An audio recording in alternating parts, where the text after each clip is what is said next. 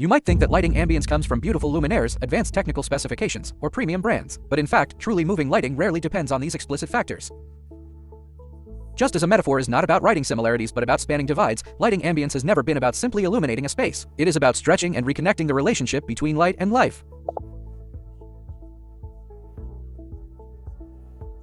If you merely use brighter luminaires to solve darkness, or more complex fixtures to fabricate a sense of luxury, you will rarely achieve an ambience that truly stands the test of time. Superior lighting design is rarely about adding light. It is about defying our intuition. Illuminating a living room with completely uniform brightness does not create good ambience, nor does casting a harsh, high-intensity spotlight directly above the dining table. These approaches are too logical and too common. Much like comparing a flower to a flower or light to light, the logic is correct, but it offers zero surprise. Truly exceptional lighting often stems from counterintuitive decisions. The most vital areas of our lives often do not require the brightest light. The dining table demands focal contrast, not high luminance. The sofa area requires depth and layering, not uniformity. The bedroom needs a sense of direction, not a looming presence. Ambience only begins to emerge when light ceases to pursue full, uniform coverage.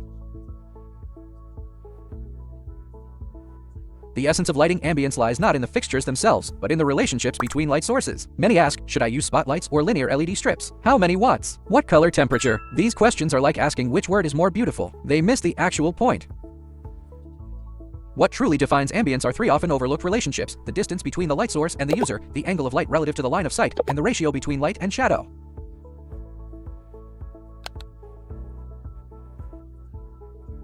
For instance, the same luminaire installed in the center of the ceiling serves as basic ambient illumination. Recessed 30 centimeters from the wall, it defines the space through wall washing. Dropped below eye level, it evokes pure emotion. The luminaire and its specs remain unchanged, yet the ambience is entirely why many spaces with perfect technical specifications still feel sterile and uninviting. Master designers materialize invisible sensations through light. Elite lighting design is akin to writing. It is not about flashy visual effects, but about using light to translate indescribable feelings. For example, a sense of security does not come from high brightness, but from a stable layer of low-level lighting within the space.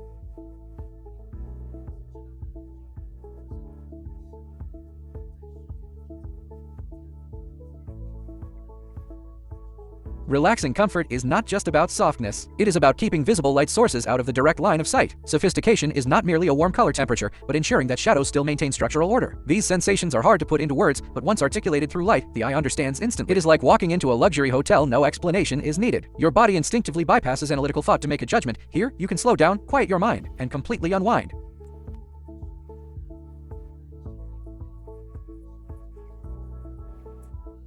Different spaces require entirely different approaches to ambience. Some demand gentle illumination, while others require bold, high-contrast statements. In residential design, light serves to soothe and comfort. In commercial spaces, it is often engineered to guide and influence human behavior.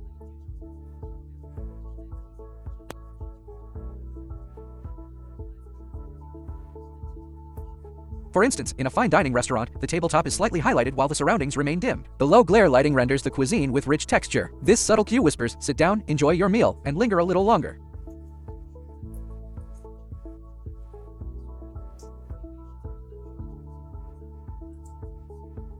Conversely, fast food outlets minimize lighting hierarchy and boost overall luminance. This serves as a psychological cue. This is not a lounge. Grab your food and move along. Light is never neutral. It silently orchestrates human behavior and movement pathways. Yet, the most frequently overlooked and critical element is the design of shadows. Most failed lighting schemes suffer not from poor fixtures, but from poorly designed darkness. Unplanned dark areas merely appear dingy, gloomy, and devoid of depth.